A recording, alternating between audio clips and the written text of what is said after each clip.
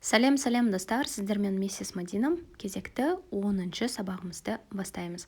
Ең алдымен үй жұмысын тексеріп алайық. Here, mean, spread, heavy, meat, see, tea. We have breakfast here. I like ham and cheese. I eat bread and jam. He eats an apple. She bites the apple. The weather is pleasant. The air is fresh.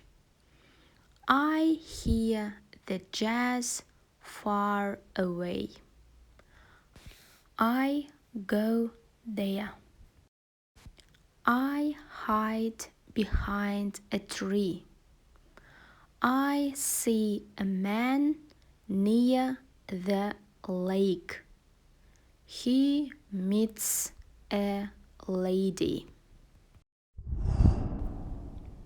Бүгін біз сіздермен A әрпінің оқылу ретін толықтыратын боламыз. 5-ші бағанға назар аударуларыңызды сұраймын. A әрпі бізде AI және AY болған кезде жай ғана A деп оқылады. Мысалы, may, pay, aim, to play, ойнау. The boy plays. Бала ойнап жатыр. To pay. Төлеу. To afraid. Қорқу. Бір нәрседен қорқу. Ал енді мына сөздердің транскрипциясын жазып шығыңыз.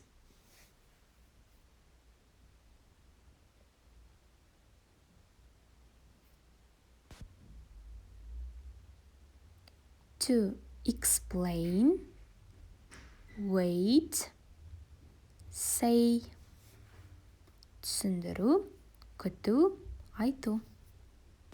Rain, жаңбыр. Міндетті түрде жаңа сөздердің барлығын сөздіктеріңізге жазып отырыңыздар.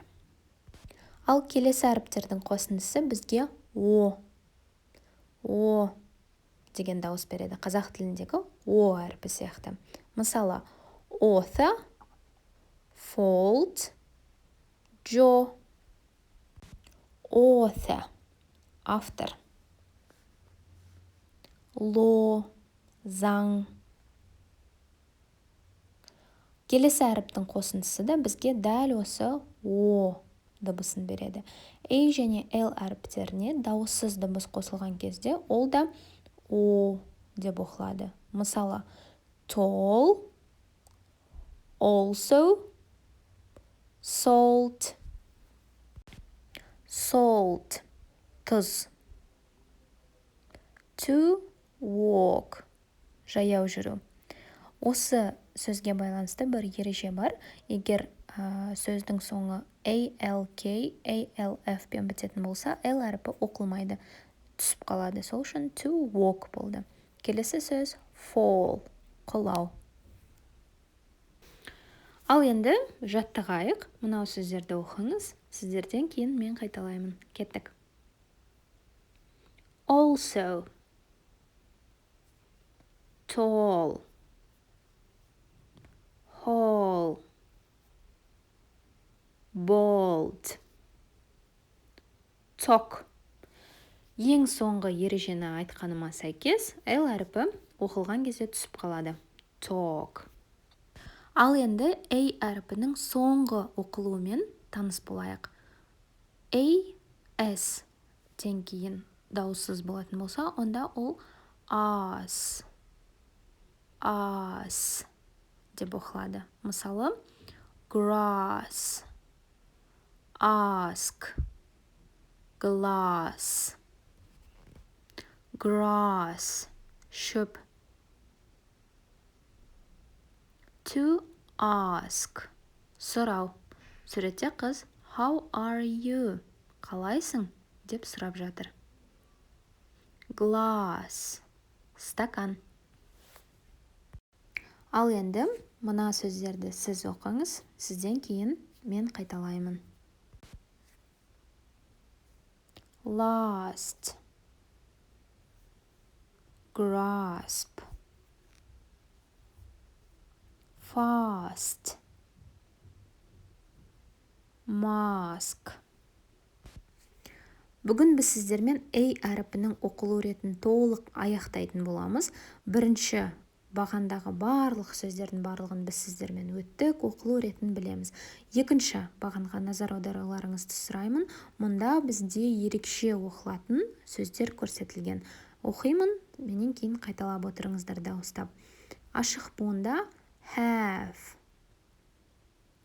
Жабық буында was, watch, what,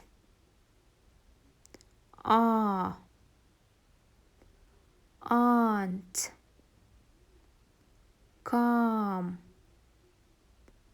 half,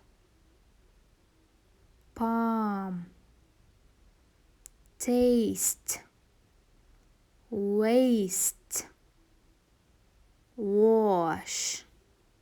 Осы кестені толық шығарып алсаңыздар да болады, себебі бұл сіздерге бүкіл A әріпі бар сөздердің барлығын оқыған кезде көмектесетін болады. Ал енді үй жұмысы. Күннен күнге біздің үй жұмыстарымыз қиындап бара жатыр, себебі сіздердің ағылшын тілінде базалық білімдеріңіз уже бар. Мынау сөйлемдердің барлығын жақсылап оқып шығасыздар. Мұнда кестеге сәйкес көптеген ерекше оқылатын сөздер берілген. Әсіресе қызылмен жазылған сөздерді біз ерекше оқылатын сөздерге жатқызамыз. Сонымен қатар осы сөйлемдер де сіздерге үй жұмысына беріледі. Жақсылап оқып шығыңыздар. Және A әріпінің оқылу ретіне сай берілген сөздердің барлығын қажет бағанға қойып орналастырып шығыңыздар.